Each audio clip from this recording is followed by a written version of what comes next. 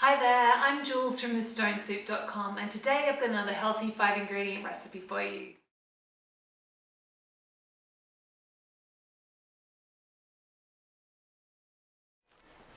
So for our big bistro salad, kale salad, I've got a bunch of cavolo nero here. I normally use curly kale for this, but the farmer's market, they were all out of curly kale, so we're using cavolo nero. So what I do is just pull the kale off the stems and then just tear it quickly into bite-sized pieces.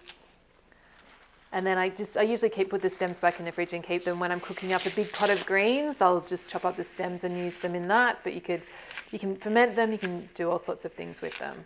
Kale, but I'll just quickly show you the dressing. So I've got 6 tablespoons of olive oil. So just one thing the French do is they actually don't use olive oil, but they use like vegetable oils, just a neutral flavored oil. So I like to use like a plain olive oil, not an extra virgin.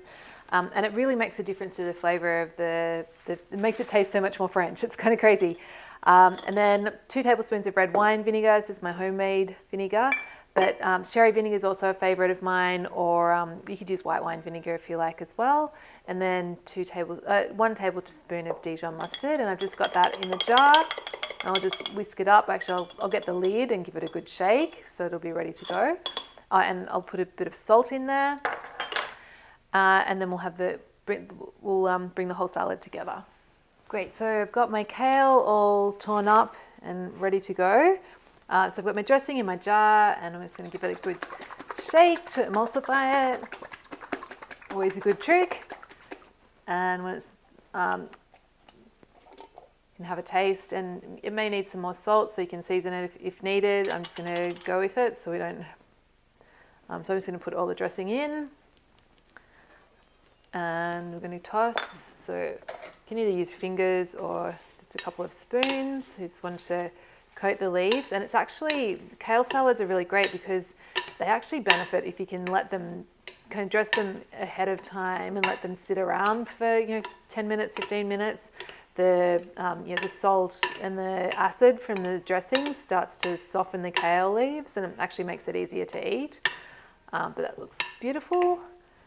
So when that's tossed, then we're just going to finish off with all the goodness that makes it really tasty. So I've got for my protein, I'm just using some leftover roast chicken thighs that I've shredded. And I'll just toss them through a little bit. If you wanted, you could divide this up and serve it in bowls. So do individual servings if you like.